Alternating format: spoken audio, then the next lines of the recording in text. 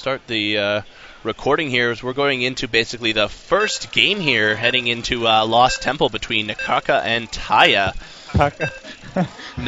You missed an R. Nakraka. Nakraka. Oh, Nakraka. Kaka. Oh, that's a Kaka? Oh, wow. Nakraka. Nakraka, right? Nakraka. Oh, wow. Pick a better name. But yeah, we're going to have Taya versus Nakraka here going into Lost Temple. This is the first game of the qualifiers, so this is finally, sorry, not the qualifiers, we are now in the grand finals here for L2SC's Canadian Cup. Really happy to be here. This is obviously Ice, going to be with you all day. This is only the first game, and I'm joined by Bynum from Basement StarCraft and L2SC now, so I'm really happy to be here, getting everything finally set up. The players in the first round are going through as Nakraka spawning in the northern position here on Lost Temple as the blue Protoss, and then as the red Terran. We got Taya spawning in close positions on the western side here. Yeah, close land positions, not close air positions. But anyways, you guys can see it, obviously. Unless you're listening to this audio only, then it may be a little bit confusing. But anyways, Taya putting down his supply depot as 10 supply depot, I believe that is. Not very interesting. Oh my goodness, supply depot. That's crazy. Yeah, the front opening is always pretty bad. Obviously, for the cameras, I believe that's Taya on the left cam and Nakraka on the right. So if you guys are wondering who the players are going to be. The formatting for the first two rounds is a best of 3. So all the players will play their opponent in a best of 3.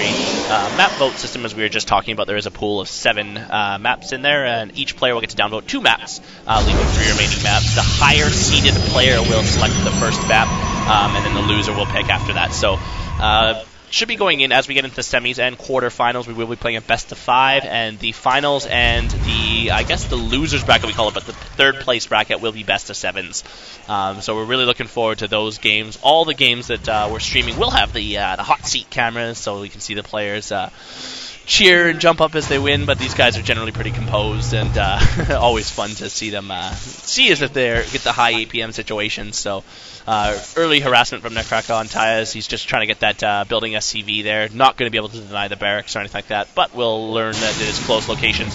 Taya gets the same information, is chased out by a few probes as well, as Nakraka does finish his first gateway and gets his gas going. Obviously, the Canadian Cup for everybody is brought to you guys by Jake's Coke, Sennheiser, and A-Power, a local hardware producing company here, or not producer, sorry, retail company here. So special thanks up to those guys. They've been awesome, stuck with us for the whole month, and we're really happy to have all you guys tuned into the grand finals here down at the DNA Internet Cafe in Richmond, British Columbia. Yeah, and a little bit of information on our Protoss player, Nakraka, Nakraka, if that one guy wanted to know the spelling. 2,505th in North America, 2,008 points into the Diamond League, 613 wins, 595 losses with 50.75% win rate. And there's that tidbit of information. I'm not sure if some of you guys, stat buffs, probably appreciate that, but other people are just like, oh my goodness, too much information, too short of time. As he's just getting warp gates researched. Yeah, Nakraka with a standard opening. Want to deny that you want to get that scout out of there before you throw down either your Stargate, your hidden Stargate possibly, or your Robo, or even your following gateways. But Nakraka can't really hold up for too long, but he will be able to get a stalker out and deny that SCV there. So that will deny the scouting for Taya for now. Taya does set up a barracks there with the reactor add-on, so no tech lab or anything yet. Both players kind of still in a very early non-aggressive opening, so the barracks will allow Taya to get lots of Marines out, repel any sort of pressure. One gateway for Nakraka only, so he won't be able to apply too much pressure, so it'll be a pretty even opening start here as Nakraka does get the warp gates halfway done. No chrono boost, I don't believe, spent on warp gates specifically, but Nakraka just poking around the front will snipe. That was the SCV that was sniped by that stalker. Not really going to be able to climb the hill of this bunker as it is going to repel everything. Second racks and another command center for Taya being set up. So even though it's close distance, both players taking this opportunity to expand. So we will see a more macro game here. Neither player wanting to kind of all in early on in this one, as it is a best of 3, and you do want to get your games played through, basically. Yeah, I mean, it's all about these positions that it's really hard to get a third base for either player, because either the Terran player can elect to get the island expansion, or both players can fight for the gold, because other than that, it's really hard to go and protect another base, because if you bring your army away to go protect that other base, say on the 3 o'clock position, what's going to actually happen is that you leave your main and your expansion totally exposed, and could be very subject to a counterattack. But at the same time, sometimes building a ninja base, let's say if Taya brings that orbital command down to the 12 o'clock or the 6 o'clock position, that may actually give him some great dividends, making the other opponent thinking that he is going to push him rather when he is going to macro up his build. As you do see a second gateway just about underway, morphing into a warp gate, as well as immortals being produced by Nakraka.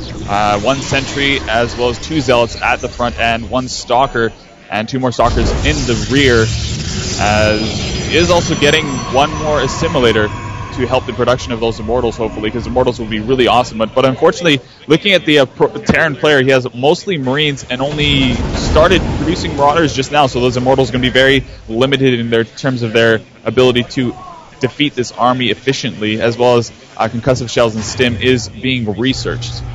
Yeah, I think a little bit of possibly a blunder from Nakraka. You do want to make sure that you do get that scout off. He is going to go with an observer, which is great, before he gets too many mortals out, too overcommitted there. So he will just get 1 out to be able to deal with anything. But obviously, seeing that amount of marines, you are accidentally attacking his own pylon there. With that amount of marines out, you are going to want to get onto Colossus or Storm pretty quickly, as it's the way to go. Nakraka, no hidden tech or anything, just pretty straight up 3-gate robo right now. Both players getting their base off. We'll check the income tab. A little bit of a lead, obviously, from Nakraka, as I believe he's been burning Chrono Boost primarily on probes. I haven't seen any Chrono Boosted research here just yet.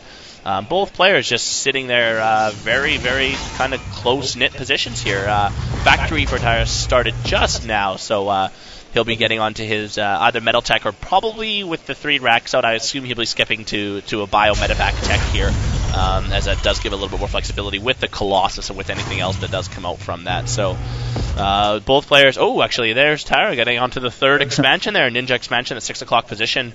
It's a good way to cut that off. He does not own Watchtower yet, so I don't think that was spotted by Nakraka, but he does want to make sure that he does continue to scout out there, as that's going to be a pretty useful position, as Nakraka's observer's just kind of sitting idle. I'd like to see him fly around the base a little more, but yeah, he is definitely going to switch over onto Reactor Starport tech. Right now, what I really like to see from Taya would be a Ghost, because EMP would be work wonders against the Protoss army that we have here, since he's going pretty much entirely gateway units with 1 immortal strung in between there. Oh my goodness, and 1 EMP would be absolutely amazing, considering that they're all in 1 big ball. At the same time, for Nakraka, really a nice storm would be good, because there's just such a high density of marines in that army. As we do now have a nice little battle between these 2 players. Hopefully it is going to be a good one. Oh no, Nakraka for the second stim, he's going to chase him in. Yeah, as the second stim going down, take a couple of these zealots out, as I think the sound of the battle is a little bit too high, but Nakraka actually pulling off probes to get off and defend his base, and there we go. Lots of probes going down. Actually, good job by Taya to target fire the units rather than the probes. And maybe at the end of this game we'll turn down the volume, because I'm listening right now and it's really loud over there. Yeah, hopefully nobody can hear the local volume. I can't hear it or anything like that, so hopefully that's going through okay, as Nakraka is recovering from that. Nakraka does have the second robo out, so he's going to be able to produce 2 Colossus at the same time. Thermal Lance has just started, so he is going to have 1 Colossus on the map, 1 at almost complete, so he will have 2 Colossus for the next encounter. Not really any improvements to Tyra other than just medevacs being added to the army. Another medevac and a Viking in production, as well as Tyra's going to throw down 2 more racks just to make sure that he does keep his production on pace. Both players getting in their kind of ninja expansions, I would say 3 o'clock taking for Nakraka and the 6 o'clock for Tyra here, so he's going to be able to he had a little bit of lead as that his command center has completed. Tyra does get the repair on his army and will run into there, sees the Colossus, gets 1, gets 2 with the Colossus, and now he's just got to deal with the remaining ground force. Great fortune placement, tying in a few of Tyra's units here. Nakraka's just got a little bit of damage, but Tyra's not scared of that, right in there. And there's a good game for Nakraka. The first game does go to Tyra, and that one the Terran player. Yeah, I'm just asking if in-game audio is a little bit too